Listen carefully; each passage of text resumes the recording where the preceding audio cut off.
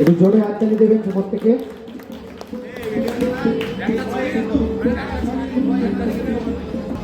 নমস্কার, গুরুজনদের প্রণাম, সমবয়সীদের শুভেচ্ছা আর ছোটদের ভালোবাসা জানিয়ে আজকে আমার কবিতাটার নাম বীর সুকান্ত যোদ্ধা ফিরে এসো নতুন প্রজন্ম হয়ে। কলকাতাতে যার জন্ম 1925 সালের 13ই আগস্টে বাবা নিবারণচন্দ্র মহাশয় মাতা সুনীতি দেবীর কোলে। মেধাবী বিদ্রোহী কবি দুরন্ত ছিল ছেলেবেলা থেকে। দেওয়ালে গাঁথা হলো ছবি মাত্র 21 বছর বয়সে। দুরন্ত দেহ ঢলে পড়ে ক্ষয় রোগে আক্রান্ত হয়ে আর কেউ নয়, মাতৃহারা কবি বিদ্রোহ ছিল। কবিতা ছড়াতে মন মাতে 9-10 বছর বয়স থেকে। গরিবের কথা ইন্ধন জুগিয়ে গেল লিখে রেখে। এত সুন্দর ভাষায় লেখা কথা আজ 21শে কবির কবিতাতে। আরো কত দুঃখ ব্যথা লিখত জানি না বেঁচে থাকতে। শ্রদ্ধা ভক্তি ভালোবাসা ছিল শ্রমিক মজুরদের প্রতি। আরো কত আশা ছিল অমৃতাক্ষরে তাদের কথা লিখতে।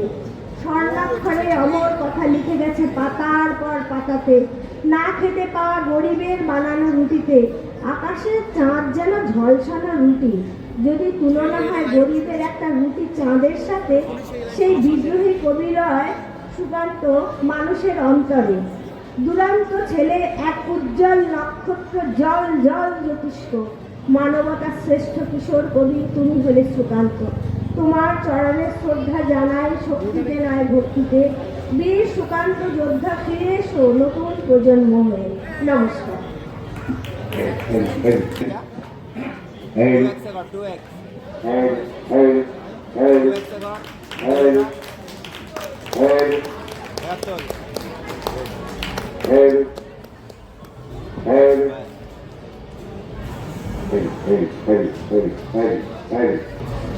যাত্রা মিলন বিধি সাংস্কৃতিক সংস্থাকে জানাই প্রীতি, শুভেচ্ছা এবং অভিনন্দন। সামনে উপস্থিত যে দর্শক তথা শ্রোতৃবৃন্দ আছেন তাদেরকেও জানাই শুভেচ্ছা।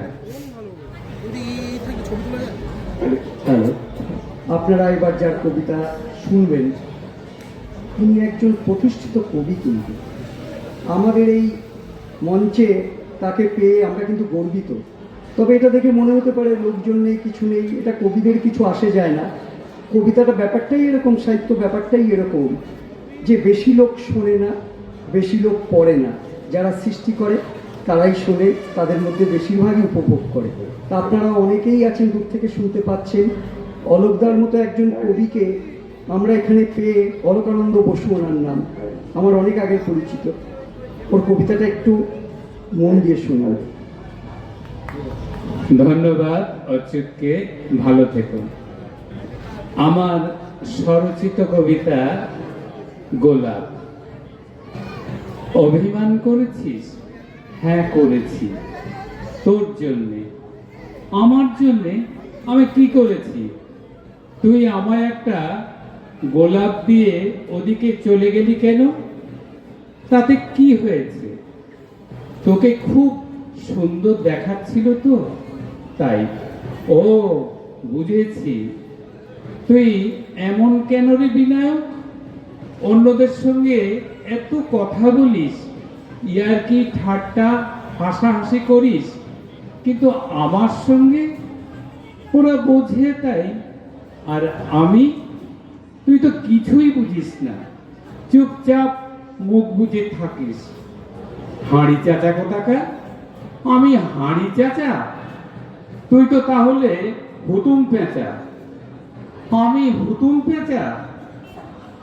দেখ তো আমি কত সুন্দর, কার্তিকের মতো চেহারা। শুধু ময়ূরটা নেই এই যা।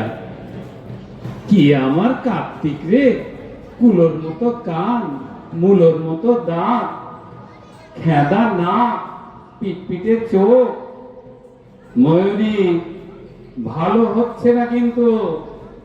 আমি যা না তাই বলে যাচ্ছিস? বলবো না আবার? আমাকে হাঁড়ি চাচা বলেছিস, তোকে আমি ছেড়ে দেব? দেখ তোকে কি করি।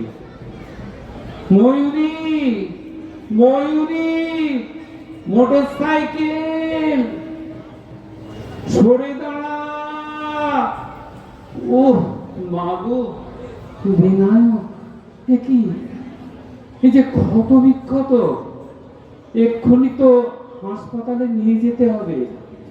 এই যে বেহুশ হয়ে পড়েছে। Taxi, taxi, taxi.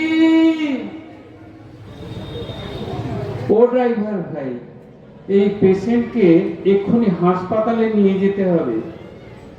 চলো, শিগগির চলো। বিনায়ক, আমি কোথায়? আমার কি হয়েছিল বিনায়ক?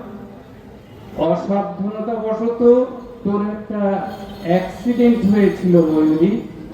তুই এখন হাসপাতালে। এই তো তোর জ্ঞান ফিরে এসেছে। তুই তো এখন কেমন আছিস ময়ূরী? তোর যন্ত্রণাগুলো কেমন আছে? এখন আমি একটু ভালো আছি বিনায়ক, যন্ত্রণাগুলো অনেকটা কমে গেছে। কিন্তু তুই আমার জন্য যা করেছিস তা কোনোদিন ভুলতে পারবো না। এই মরেছে, আমি আবার কি করলাম? তোর জন্যে আমি এইটুকু করব না? তুই আমার জন্যে একটা গোলাপ আনতে পারিস? তোকে দেব। আবার গোলাপ? কেন ময়ূরী? আমি তো তোর গোলাপ। এই দেখ, আমি তোর পাশে ফুটে রয়েছি, আর চিরদিন তোর পাশে ফুটে থাকবো। দেখি তুই কাঁদছিস হাঁড়ি চাচা? এই এই হুতুম পেঁচা, একদম ভালো হবে না কিন্তু। নমস্কার।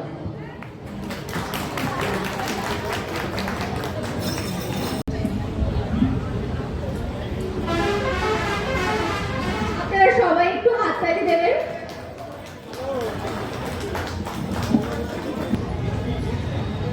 আমি একটা কবিতার মতোই ছোট একটা অনুগল্প শোনাবো, তবে একটু মন দিয়ে না শুনলে ঠিক অনুভব করা যাবে না, কারণ বিক্ষিপ্তভাবে সবাই বসে আছে তো।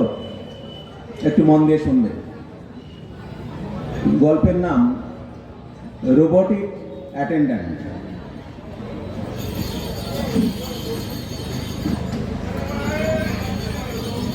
এটা হচ্ছে কল্প অনুগল্প। অরিত্র যান্ত্রিক পৃথিবীর বৃত্তে বুধ হয়ে বসে আছে, অবাস্তব পৃথিবীর বড়ে গোলামালির সুরে। সন্ধ্যার আধার নেমেছে, ধুমায়িত কফির কাপে চুমুক দিতে দিতে সুরে বোধ হয়ে যাওয়া অরিত্রের বরাবরের পছন্দ। কফি বরাবরই হোম অ্যাটেন্ড্যান্ট তৃণা দিয়ে যায়। গতকাল তৃণাকে ছুটি দিয়েছে রিচা। সে আজ হিউজ অ্যামাউন্ট দিয়ে একটি রোবটিক অ্যাটেন্ড্যান্ট নিয়ে এসেছে। তৃণার বাবার শরীরটা খুব খারাপ, কাজে যেতে পারে না, মাসখানেক হলো বিছানায়। বলা যায় তৃণাই সংসার চালায়। তৃণা খুব কাঁদছিল চলে যাওয়ার সময়। কি করে চলবে সংসার? কিন্তু সব ফালতু আবেগের কোনো মূল্য নেই রিচার কাছে। বর্তমান প্রযুক্তির সুবিধাগুলো তো নিতে হবে। কাজের লোকের জন্য আর হাফ ইত্তেশ করে বসে থাকতে হবে না, শরীর খারাপের অজুহাতও শুনতে হবে না। অফিস থেকে ইচ্ছে মতো রাত করে ফিরতে পারবে। রিচা এখনো ফেরেনি। রোবটিক অ্যাটেন্ড্যান্ট কফি দিয়ে গেছে। কফি থেকে ধোঁয়া উঠছে, মিষ্টি একটা গন্ধ ছড়িয়ে পড়ছে।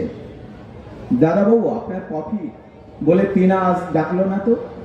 বললো না তো দাদাবাবু আর এক কাপ দেবো? খেয়ালই নেই, তৃণাকে রিচা বিদায় করে দিয়েছে। তৃণাই জানে দাদাবাবু কফি খুব ভালোবাসে। বড়ে গোলামালির কণ্ঠে লেগেছে মেঘমাল্লার সুর। অ্যাটেন্ড্যান্ট ডিনার রেডি করছে। বেশ রাত করে ফেরে রিচা। আজ অফিসে পার্টি ছিল। অরিত্র বইয়ের পাতা খোলে, মন ডুব দিয়েছে দার্শনিক রুমিতে। ফ্রেশ হয়ে রিচা বিছানায় ঘাড় ঘুরিয়ে একবার রিচাকে দেখে, বলে না কিছু। রিচা ফেসবুক ও মেসেঞ্জারে চোখ বুলিয়ে নিচ্ছে। অরিত্রর দিকে তাকানোর অবকাশ নেই। কমপ্লিট এন্টারটেনমেন্ট তো হয়েই গেছে আজ। অরিত্র তৃণার চলে যাওয়াটা মেনে নিতে পারছে না কিছুতেই। তবু তো বাড়িতে দুজন মানুষ ছিল, এখন সে একা আর দুজন রোবট। নমস্কার।